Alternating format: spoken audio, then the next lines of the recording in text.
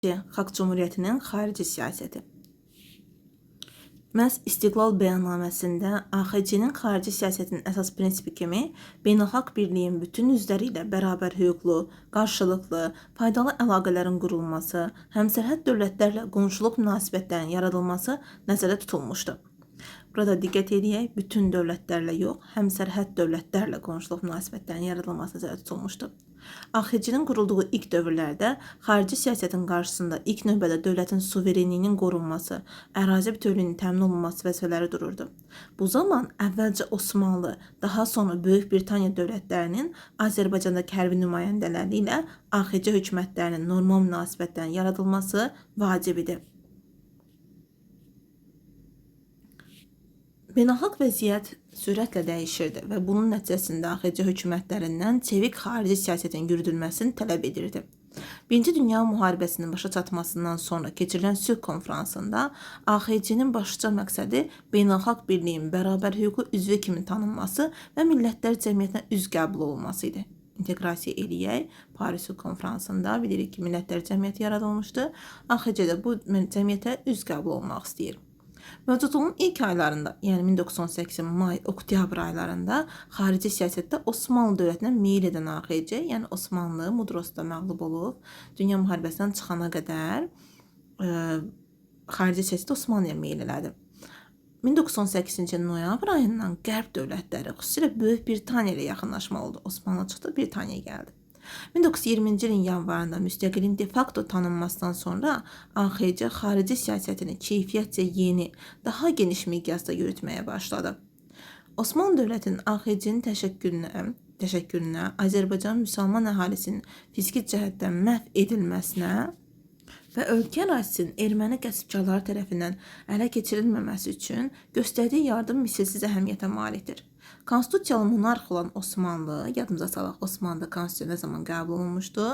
1876-cı ildə və idarəsi da monarxiyadır. Konstitusiyalı monarx olan Osmanlı dövlətinin respublika quruluşuna üstünlük vermiş Azərbaycan xalqına yardımı dünya tarixində nadir hadisələrdən biri sayıla bilər. Yəni AXC elan olunanda demokratik respublika elan olundu, amma Osmanlı konstitusiyalı monarxiya idi. Yəni iki sistem bir-birinə zidd idi.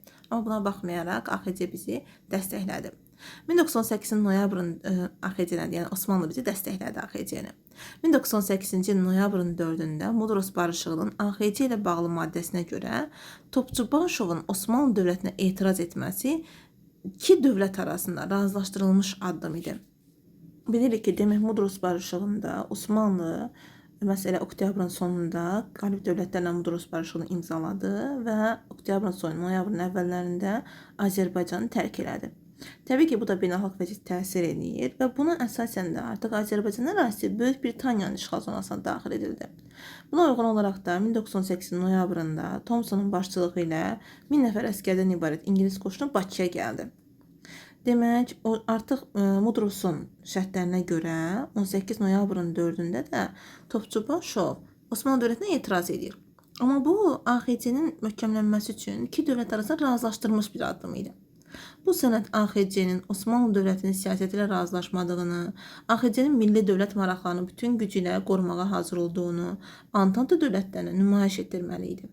Thomsonun başçılığı ilə İngilis qoşunlarının ölkəyə gəlməsindən sonra AXC artıq xarici siyasətdə dəyişiklik edir, qərb dövlətlərinə, xüsusilə də Böyük Britaniya ilə yaxınlaşmalı olur. Buradakı mənbəyə də diqqət edək, AXC haqqında deyilmiş sözlərdir. Azərbaycan Xalq Cümhuriyyətinin 100 illik yubileyi haqqında Azərbaycan Respublikasının Prezidenti İlham Əliyevin sərəncamından verilibdir. 16 may 2017-ci il. Böyük Britaniya qoşunları AXC ərazisinə 1918-də iki dəfə daxil olmuşdu. General Dan Sterling qoşunlarından fərqli olaraq noyabrda Bakıya gələn İngilis qüvvələri AXC hakimiyyəti ilə əməkdaşlığa üstünlük verdilər. Yadınızdadırsa 18-ci ildə məhz avqust ayında ingilislər daxil oldu. Deməli burada Dan Sterlingin başçılığından idi. İndi noyabrda isə Thomsonun başçılığına daxil olurlar. 1919 yazında AXC hökuməti yaranmış mürəkkəb beynəlxalq şəraitdə İngilis qoşunlarının qalmasını ölkənin müdafiəsində mühüm amil hesab edir və buna görə də onların Azərbaycanı tərk etməsini narahatlıqla qarşılayırdı. Məhz Paris Sülh Konferansına qərb dövlətlərinin Qafqazda himayəçiliyi məsələsi müzakirəsində AXC hökuməti Böyük Britaniyaya üstünlük verirdi.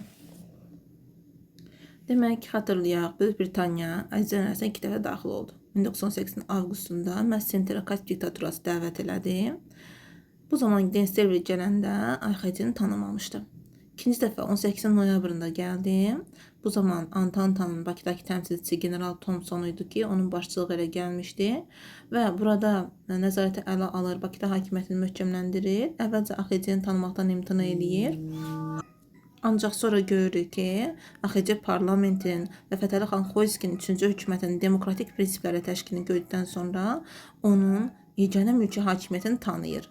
Bununla da müttəfiq qoşunların Bakıya daxil olması ilə dövlət müstəqilliyi təhdid edən təhlükə aradan qalxır. AXC-nin beynəlxalq aləmdə tanınmasına mühüm hadisə olur. AXC qərb yönümlü xarici siyasət yetməyə başlayır. 19 avqustunda Thompson İngilis qoşunları Azərbaycanı tərk edir. AXC hökuməti İngilis qoşunlarının ölkədə qalmasını təbii ki, milli müdafiədə mühüm amil hesab edirdi. Məhz ona görə də onlar Azərbaycanı tərk edəndə narahat olurlar. İngilislər AXC ərazisini tərk edərkən Britaniya komandanlığı Xəzər dənizində olan hərbi donanmanın bir hissəsini AXC-yə verir. İngilislərin verdiyi bu gəmilər əsasında isə Xəzər hərbi donanması yaradılırdı. Məhz diqqətdə saxlayaq ki, Versal konfransında deməli AXC-nin himayəçiliyi məsələsi, AXC nümayəndələri təbii ki, bu dövrdə o himayəçilik məsələsinə önəm verirdilər və onun müzakirəsində AXC nümayəndələri Britaniya üstünlük verirdi. Amma onlar ölkəni tərk edəndən sonra Versal konfransında İtaliya AXC üzərində himayəçilik təklif edildi. İtaliyanın da AXC-də böyük iqtisadi maraqları var idi. Amma onun belə deyək də AXC-nin mandatlığa götürdüyü əraziləri AXC-nin olsun və yaxud da ki, başqa hansısa ərazinin olsun. Yəni, onu qorumaq üçün, xarici təcavüzdən qorumaq üçün İtaliyanın kifayət qədər hərbi qüvvəsi yox idi. AXC hökuməti İtaliya ilə iqtisadi və siyasi əlaqələri gücləndirmək məqsədi ilə nümayəndə heyətini Romaya göndərmişdi. Demək, AXC hökuməti İtaliya ilə iqtisadi və siyasi əlaqələri gücləndirmək üçün öz nümayəndə heyətini Romaya göndərmişdi. 1920-ci ilin fevralında İtaliya hökuməti ilə AXC ordusunun hərbi donanmasının silah, sursat, hərbi ləvazimat, hərbi texnika və geyimlə təchiz olunması barəsində saziş imzalandı. Artıq 20-nin yanvarın etibarən AXC hökuməti daha geniş miqyaslı xarici siyasəti yürütməyə planlaşdırırdı. Bu məqsəddə parlament Fransa, Böyük Britaniya, İtaliya, İsveçrə, Almaniya, ABŞ, Polşa və Sovet Rusiyasında diplomatik nümayəndəliklərin yaradılması barədə qanun qəbul etdi. Demək, bunu necə yadda saxlayaq? Bilirik ki, Azərbaycanla bağlı müharibədə planları olan dövlətlər Böyük Britaniya, Fransa, Almaniya və Rusiya olubdur. Deməli, bu 4 dövləti yadımızda saxlayırıq. Fransa, Britaniya, Almaniya, Rusiya. Eyni zamanda həlledici məqamda həmişə dönüş yaradan, təsir qoyan dövlət ABŞ-dir ki, onsuz olmaz. Demək, ABŞ-ni belə yadda saxlayırıq. Bir də Polşa ilə İsveçrəni buradan qeyd alırıq ki, Polşa və İsveçrədə də diplomatik nümayəndələrin yaradılması barədə qanun qəbul edir. Baxın, yaradılmır. Yaradılması barədə qanun qəbul edir. 20-nin yanvarından etibarən. Qanuna əsasən Paris konfransında iştirak edən AXC sülh nümayəndəliyi fəaliyyətini dayandırdı. Artıq bu qanundan sonra Paris konfransında iştirak edən nümayəndə heyəti məhz öz fəaliyyətini dayandırdı. Nəyə görə? Çünki artıq qanun verildi ki, burada diplomatik nümayəndəliklər yaradıldı. Diplomatik nümayəndəlik yaradılandan sonra da bu belə deyək də həmin nümayəndəliyə ehtiyac yoxdur. Sülh nümayəndəliyə ehtiyac yoxdur. Bu isə bayaq dediyim istədim. Təkrarən deməyim, 1918-in mayında Cənubi Qafqazda yeni yaranmış 3 milli dövlətin hüdudlarının dəqiqləşdirilməsinin mürəkkəbliyi səbəbindən onların arasında mübahisəli ərazi problemləri meydana çıxdı. Cənubi Qafqazda 3 milli dövlət yaranmışdı. Gürcüstan, Ermənistan, Azərbaycan və onların sərhədlərinin dəqiqləşdirilməsi mürəkkəb bir vəziyyət alır. Ona görə mübahisəli ərazilər meydana gəlir. AXC-nin Rusiya, Gürcüstan və Ermənistanla mübahisəli əraziləri var idi. Əksər hallarda demək bir Rusiya ilə, bir Gürcüstanla, bir də Ermənistanla. Deməli, əksər hallarda bu problemin iki tərəfli danışıqlar yolu ilə həlli mümkün olmadığı üçün sərhəd toqquşmalarına səbəb olurdu. Bu isə milli dövlətlərin istiqlaliyyətinin möhkəmlənməsinə və iqtisadiyyatının sabit inkişafına ciddi maneçilik törədirdi. Ermənistanın bir dövlət kimi təşəkkül tapması üçün siyasi inzibati mərkəzi ehtiyacı var idi. Ermənilərin belə bir mərkəz kimi nəzərdə tutduğu Gümrü, Aleksandropol şəhər Osmanlı qoşunları nəzarətinin altındadır və komandanlıq bunu hərbi zərurət kimi izah edirdi. Azərbaycan Milli Şurasının 1918 mayın 29-na keçirilən iclasında iştirak edənlərin əksəriyyəti İrəvan şəhərinin Ermənistana paytaxt qismində verilməsi haqqında qərarı qaçılmaz hacı bir həqiqət, tarixi bir zərurət kimi qiymətləndirdi.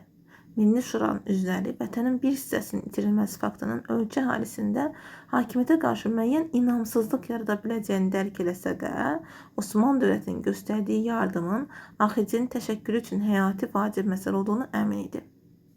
Və buna uyğun olaraq da elə 18-in mayın 29-da Azərbaycan Milli Şurasının iclasında İrəvan şəhərinin ermənilərə verilməsi haqqında qərar qəbul olundu. Əvəzində ermənilər Zəngəzur, Naxçıvan, Şərab Dərələyəz və Qarabağın dağlıq hissəsində olan ərazi iddialarından əl çəkəcəyinə söz verirdi. Güya. Milli Şura İrəvanı ermənilərə güzəşt etmək qərarını qaçılmaz acı bir həqiqət kimi qiymətləndirdi, amma ermənilər vədlərinə əməl eləmədilər. Andranik və digər erməni generallarının dəstələri İrəvan, Zəngəzur, Naxçıvan, Göyçə, Qarabağda Azərbaycanlı əhaliyə qarşı yenə də soyqırım törətdilər. Gürcüstanla da ərazi mübahisələri olsa da, AXC bu mübahisələri danışıqlar yolu ilə həll etməyə çalışırdı. Xüsusilə müsəlman əhalisinin çoxluq təşkil etdiyi Borçalı, Axalkələk və Lori əraziləri mübahisəli ərazilər kimi qəbul edilirdi. Hansı ərazilər? Borçalı, Axalkələk, Lori əraziləri mübahisə ərazi kimi qəbul edilirdi. Gürcüstanın da AXC ərazi iddiaları var idi. Buna baxmayaraq hər iki Qafqaz dövləti həlledici məqamlarda bir-biri ilə ortaq məxrəcə gələ bilir, diplomatik münasibətlər saxlayırdı. Deməli, Gürcüstanın da AXC ərazi iddiası olubdu, amma ortaq məxrəcə gəlib diplomatik münasibətlər saxlayıbdılar. Gürcüstanın Bakıda, AXC-nin isə Tiflisdə səfirlikləri fəaliyyət göstərirdi. Demək, Gürcüstanın Bakıda, AXC-nin də Tiflisdə məhz səfirliyi fəaliyyət göstəribdi. 1919-cu ildə Çar generalı Denikin vahid və bölünməz Rusiya şüarı ilə Dağlı Respublikasını süquta uğradıb, Cənubi Qafqazın müstəqil dövlətlərini təhdid edəndə AXC və Gürcüstan hökumətləri Denikin təhlükəsinə qarşı bircə mübarizə aparmaq üçün müqavilə imzalayıb ittifaq yarada bildi. 19-cu ilin iyunun 16-sında bağlanan hərbi müdafiə paktına görə AXC və Gürcüstan dövlətləri təcavüzkara qarşı 3 il ərzində qarşılıqlı sürətdə əməkdaşlıq eləməli idi. Ermənistan isə nəinki ona təklif edilən bu pakta qoşuldu, əksinə hakimiyyətdə olan Daşnak hökuməti Denikinlə sövdələşməyə getməyə üstünlük verdi. Ümumiyyətlə, Daşnak hökuməti özünün mövcudluğu dövründə hər iki qonşu dövlətlə, AXC və Gürcüstanla, eyni zamanda Türkiyə ilə də müharibələr aparmış, Cənubi Qafqaz dövlətlərinin birliyi yolunda başlıca maneəyə çevrilmişdi. Rusiyanın parçalanması ilə təkcə Cənubi Qafqazda deyil, onun şimalında da müstəqil dövlətlər yaranmışdı. Onlardan biri AXC ilə sərhəddə yerləşən Dağlı Respublikası idi. İlk vaxtlar ərazi mübahisələri olsa da, sonralar bu iki müsəlman dövlət arasında mehriban qonşuluq münasibətləri yaranmışdı. Hətta Dağlı Respublikasının AXC ilə konfederasiya yaratmaq təklifləri də səslənirdi. Lakin 19-cu ilin əvvəllərində bolşeviklərə qarşı mübarizə aparan general Denikin, 19-un əvvəlində bolşeviklərə qarşı mübarizə aparan general Denikin Dağlı Respublikasının varlığına son qoydu. Nə zaman? 19-cu ilin əvvəllərində Dağlı Respublikasının varlığına son qoydu. Bu respublikanın qurucularından biri olan Rəşid bəy Kaplanov AXC hökumətində nazir kimi çalışmışdı. AXC yarandıqdan sonra Qacarlar dövləti ilk vaxtlar onu tanımaq istəməmişdi. Qacarların diplomatları Rusiya imperiyası dağıldığına görə Türkmənçay müqaviləsini qüvvədən düşmüş hesab edir və bütün Cənubi Qafqazın onlara qaytarılması iddiasını irəli sürürdülər. Lakin AXC nümayəndələrinin Qacarlar ilə apardığı danışıqlar tezliklə öz nəticəsini verdi. Böyük Britaniyanın da səyləri nəticəsində ərazi iddialarından geri çəkilən Qacarlar dövləti 1920-ci ilin martında AXC ilə dostluq haqqında müqavilə imzaladı. Demək, Qacarlar da AXC-yə ərazi iddiası irəli sürübdü. Amma Böyük Britaniyanın səy nəticəsində deməli ərazi iddialarından geri çəkilibdi və 20-nin martında bayram vaxtı dostluq haqqında müqavilə imzalanıb. Müqavilədə hər iki dövlətin müxtəlif sahələrdə əməkdaşlıq eləməsi, qarşılıqlı surətdə səfirliklərin yaradılması nəzərdə tutulurdu. Elə burada AXC hökumətini Qacarlar dövləti de jure, yəni hüquqi olaraq tanıdı. Hər iki dövlət öz ərazisində səfirliklərini açmağa razılıq vermişdi. Azərbaycan nümayəndə heyəti deməli Paris Sülh Konfransında. AXC Paris Sülh Konfransında iştirak üçün rəsmi dövlət dəvət almasa da, İngilis komandanlığının və hökumətinin rəsmilərinin bununla bağlı bəyanatlarında Azərbaycan dövlətinin konfransda iştirak edəcəyi bildirilmişdi. 18-ci ilin dekabrın 28-də AXC hökuməti Paris Sülh Konfransına göndərəcək nümayəndə heyətinin tərkibini müəyyənləşdirdi. Nə zaman? Dekabrın 28-də 1918-ci ildə. Heyət sülh konfransında iştirakla yanaşı Avropa və Amerika dövlətlərinə AXC haqqında ətraflı məlumat təqdim etməli idi. Fransa hökuməti tərəfindən AXC nümayəndələrinə viza verilməsində əngəllər yaradılır və bu səbəbdən də onlar Parisdə sülh konfransı başladıqdan 4 ay sonra gedə bildilər. AXC konfransında iştirak edən dövlətlərin 4-cü qrupuna yeni yaranmış dövlətlər və bitərəf ölkələrə aid olduğundan bilavasitə konfransın iclaslarında iştirak etmə hüququna malik deyildi. Buna baxmayaraq nümayəndə heyətinin üzvləri konfransa gəlmiş digər dövlətlərin nümayəndələri ilə görüşlər keçirir, dünya ictimaiyyətinə AXC ilə bağlı məlumatları çatdırmağa çalışırdılar. Onların apardığı geniş təbliğat erməni dairələrinin AXC ilə bağlı qərb ölkələrində yaratdığı mənfi təsəvvürü əsasən dəyişə bildi. Əlimərdan bəy Topçubaşovun rəhbərlik etdiyi nümayəndə heyəti 19-cu ilin iyununda Qafqaz Azərbaycanı Cümhuriyyətinin Paris Sülh Konfransında Memorandumu adlı sənədi İngilis və fransız dillərində çap edərək konfransın katibinə təqdim elədi. Sənəddə nümayəndə heyətinin sülh konfransı tərəfindən AXC-nin müstəqilliyini tanınacağına ümidvar olduğu qeyd olunurdu. Demək, sənəddə AXC-nin müstəqilliyini tanınacağına ümidvar olduğu qeyd olunurdu. Biz Qafqazda artıq de facto mövcud olan dövlətlərin tanınması məsələsini müdafiə edirik. Onlardan biri də müstəqil Azərbaycan Cümhuriyyətidir. Biz bu memoranduma belə bir inama yekun vururuq ki, xalqımızın maddi qüdrəti və mənəvi keyfiyyəti, onun əxlaqı, sərvətləri, əməyə təhsil olan məhəbbəti, qayda qanuna, dövlət prinsiplərinə hörməti Azərbaycan müstəqil cümhuriyyət şəklində bundan sonraki suveren mövzusuna ən yaxşı zəmanətdir.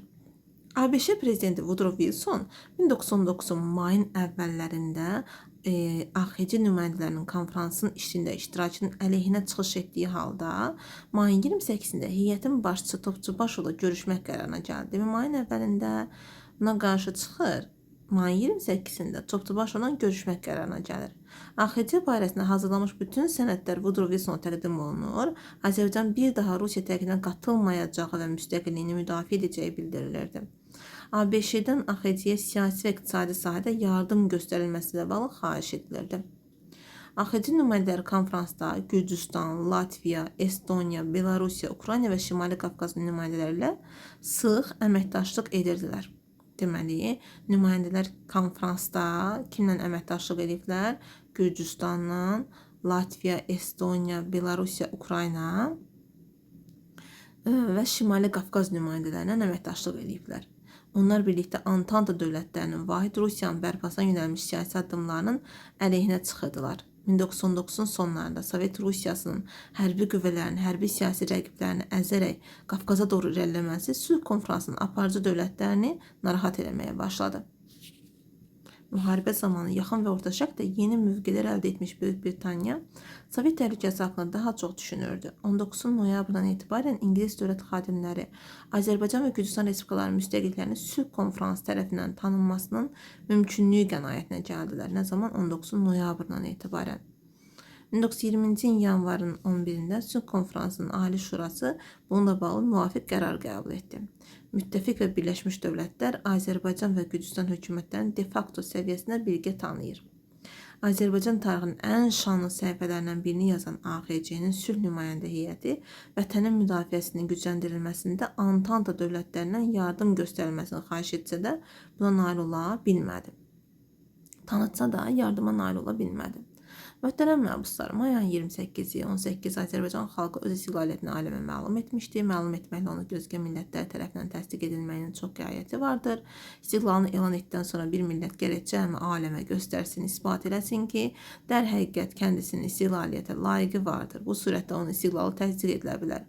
Ha belə 1 il 10 ay müddətində Azərbaycan milləti öz həyatını, dolanacağını Avropaya, cəmi mədəniyyət aləminə məlum edib özünü öyle göstərdi ki, Avropa onun haqqını verməyə və istiqlalını təsdiq etməyə vadar oldu. Fətəli xan Xoyskinin Azərbaycan müstəqilinin tanınması ilə əlaqədar 14 yanvar 1920-ci ildə parlamentdə çıxışından.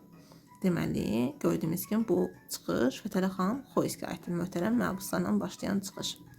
Sovet Rusiyasının beynəlxalq hüququnun normalarına riayət edəcəyini və sülh konfransı tərəfindən müstəqillik de facto tanınmış Cənubi Qafqaz respublikalarının suverenliyinə hörmətlə yanaşacağını ümid etmək sadəlövhlük olardı. Diqqət edək, bu Avropa tərəfi dövlətləri tərəfindən tanınır Paris konfransında müstəqillik, amma Sovet Rusiyası bizim müstəqilliyimizi tanımayıbdı. Buna diqqət edirik.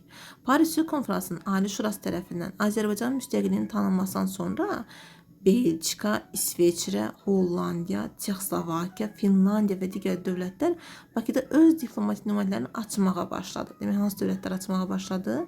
Belçika, İsveçrə, Hollandiya. Yəni yuxarıda olan o balaca dövlətlər, Çexoslovakiya, Finlandiya açmağa başladılar.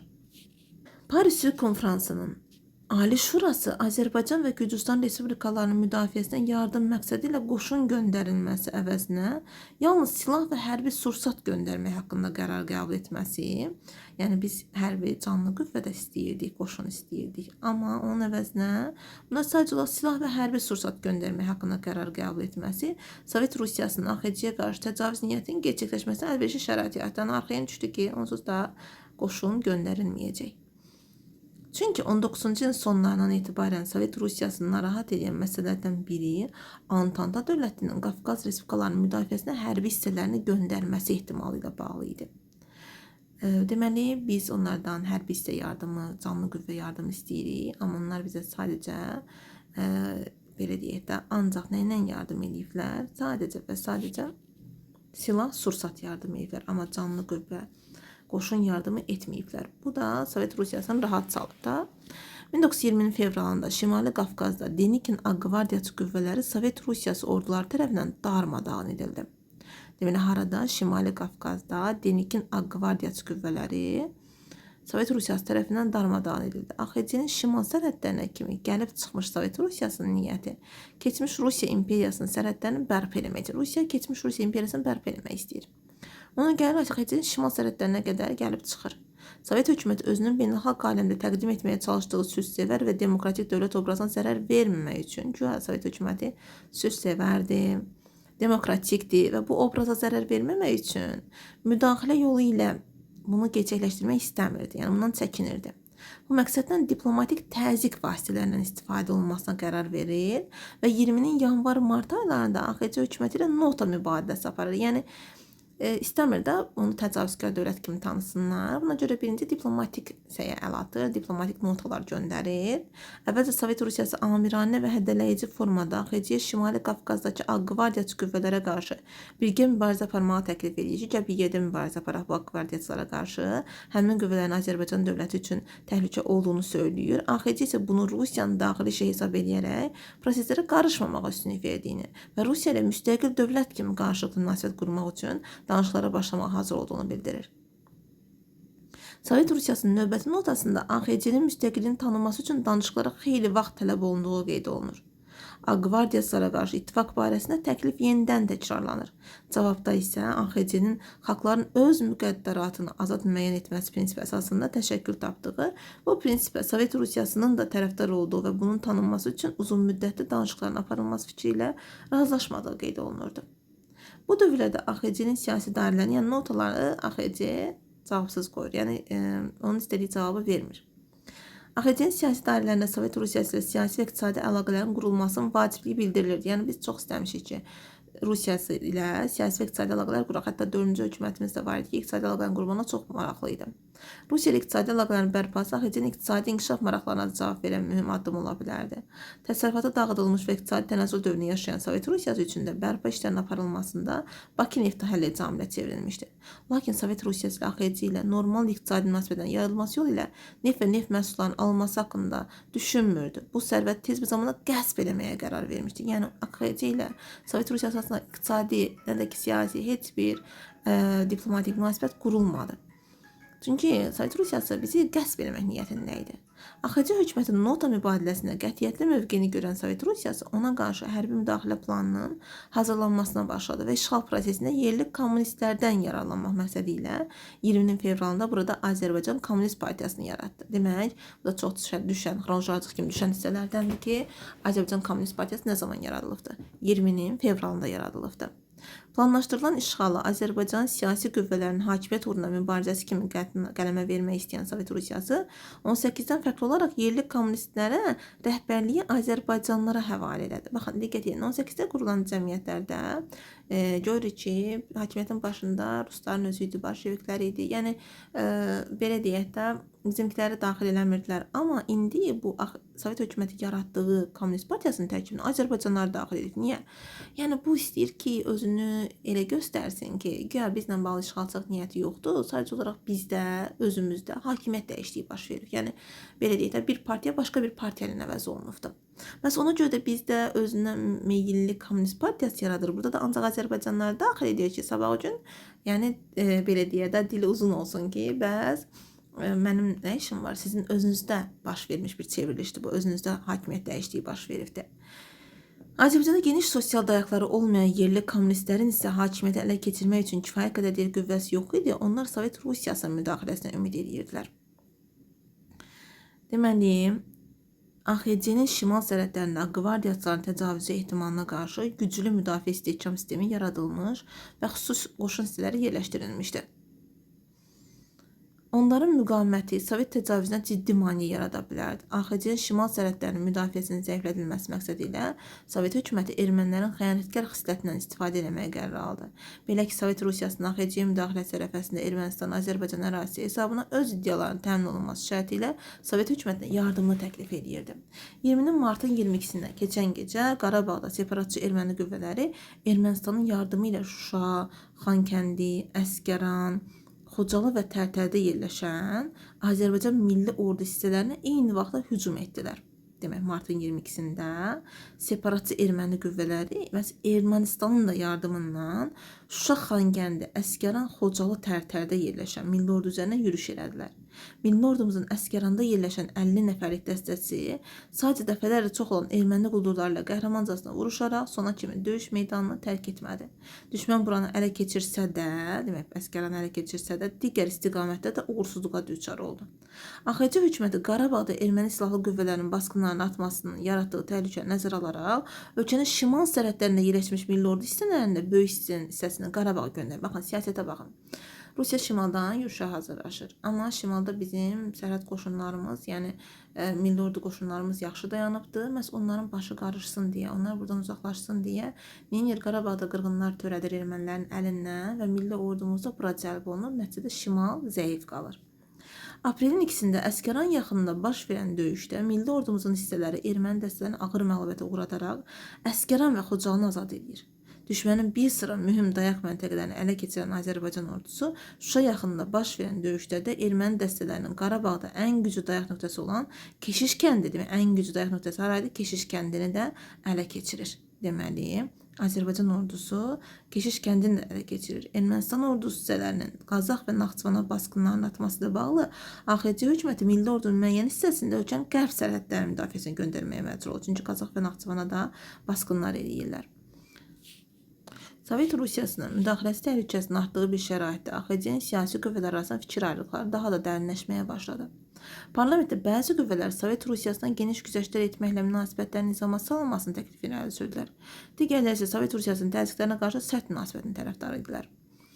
Demək, buradakı mənbəndə diqqət edək, baxaq. Hökumətin ölkə daxilində pozuculuq fəaliyyəti aparan siyasi qüvvələrə qarşı sərt tədbirlərindən narazı olan sosialist nazirlərin hökuməti tərk etməsindən, yəni sosialist nazirlər, axı biz deyirik tərkibində var həm sosialistlər.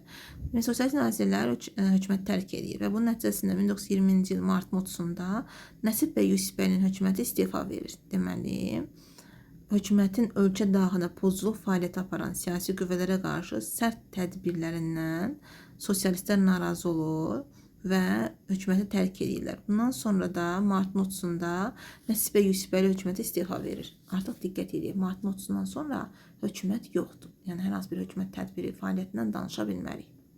Hökumətin təşkili, yeni hökumətin təşkili Hacınskiyə tapşırılır. Sosialistlərin və Müsavat Partiyasının bir hissəsinin hökumətə daxil olmaqdan imtina etməsindən sonra, demək, sosialistlər bir də Müsavat Partiyasının bir hissəsi hökumətə daxil olmaqdan imtina edir. Bəs Hacınski kommunistlərin hökumətə təmsil olunmasına səy göstərir. Lakin bu zaman silahlı üsyana fəal hazırlaşan kommunistlər onun təklifini qəbul eləmirlər. Çünki kommunistlər silahlı üsyana hazırlaşır. Ona görə onun təklifini qəbul eləmirlər. Hacınski aprelin 22-sinə kimi davam edən siyasi məsləhətləşmələrin uğursuzluğu ilə əlaqədar hökumətin təşkilindən imtina edir. Bununla da AXC-də işğal ərəfəsində hökumət böhranı daha da dərinləşmiş olur. Demək, hökumət böhranı birinci hökumətdə olubdu, iyun böhranı. Bir də 5-ci hökumətdə olubdu. Sovet Rusiyasının müdaxiləsi təhlükəsinin artdığı bir şəraitdə AXC hökuməti hərbi yardım barəsində Gürcüstan hökumətinə müraciət edir.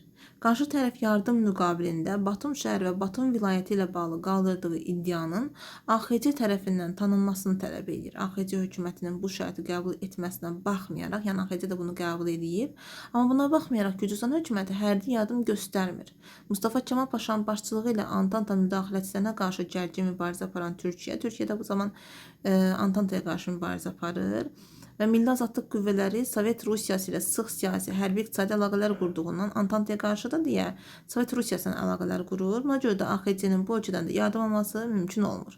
AXC-yə hücum hazırlıqlarını tamamlayan Sovet Rusiyasının 11-ci ordusunun komandanlığı Bakının işğalı məqsədi ilə 20-nin aprelinin 21-də əməliyyata başlamaq haqqında əmr verir. Demək, əmr 20-ci il aprelin 21-də verilir.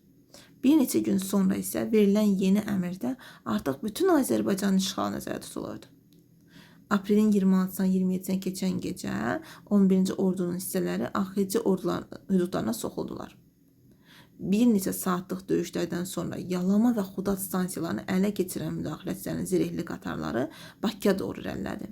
Rusiyanın təcavüzü haqqında xəbər alan hərbi nazir Səməd bəy Mehmandarov aprelin 27-sində Qazax və Gəncədə olan milli ordu hissələrinin Bakının müdafiəsinə cəlb edilməsinə çalışsa da, Sovet qoşunlarının Bakıya daxil olması, şəhərə giriş yollarına nəzarət etməsi buna imkan vermir. AXC-nin hərbi donanması da kommunistlərin tərəfinə keçmişdi. Hansı ki, ingilislər hesabına yaratdığımız 19-dakı donanma.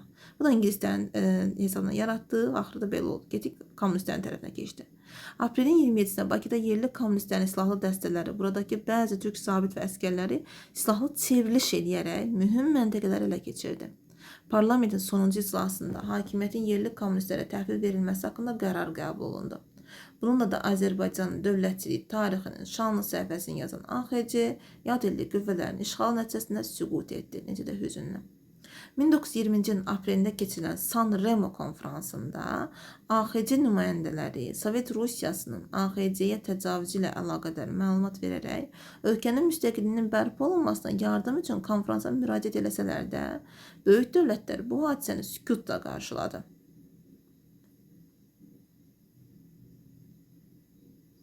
Nəsib bəy Yusifbəylidir. Azərbaycan Parlamentinin 145-ci iclası 27 aprel, yəni sonuncu iclası 1920-ci il. Məhəmməd Əmin Rəsulzadə bizim fraksiyamız təslim olmağın əleyhinədir. Fəqət firqələrin əksəriyyətinin tələbinə görə və cəmaatımızın arasına daxili müharibə salmamaq üçün və əlavə olaraq bugünkü kommunist firqəsinin müstəqilliyimizi müdafiə edəcəyini nəzərə alaraq, güya, yəni kommunistlər müstəqilliyimizi müdafiə edəcək, bütün ixtiyarın onlara verilməsinin tərəfdarıyam. Bu şərtlə ki, kommunistlər istiqlaliyyət, millət və məmləkətimizi layiqincə müdafiə etsinlər. Yox, əgər bunlara əməl olunmazsa, ixtiyarımızı geri alaraq haqqımızı özümüzdə saxlayacağıq. Azərbaycan Xalq Cümhuriyyəti. Məsələn, Məhəmməd Əmin Rəsulzadə Sovet işğalı ilə bağlı yazırdı. Yazıqlar olsun ki, bir kərə yüksələn bayraq bir daha enməz idealına etdiyimiz afərinləri unutduq. canımız və malımız qorxusundan bu istiqlal bayrağını qırmızı bir parçaya dəyişdik. Bir də başda bu açdığım xəritəyə diqqət edək. Bu xəritə AXC Xarici İşlər Nazirliyinin Paris konfransına təqdim etdiyi xəritə idi 1999-cu ildə. Bu xəritə bir il qəbula düşmüş suallardan biri olubdu. Yəni xəritə sadəcə o düşüb belə kölgəli fonda və hansı xəritə olduğu qeyd olunmuşdu. Buna görə buradakı sərhədlərə diqqət edək, xəritəyə diqqət edək.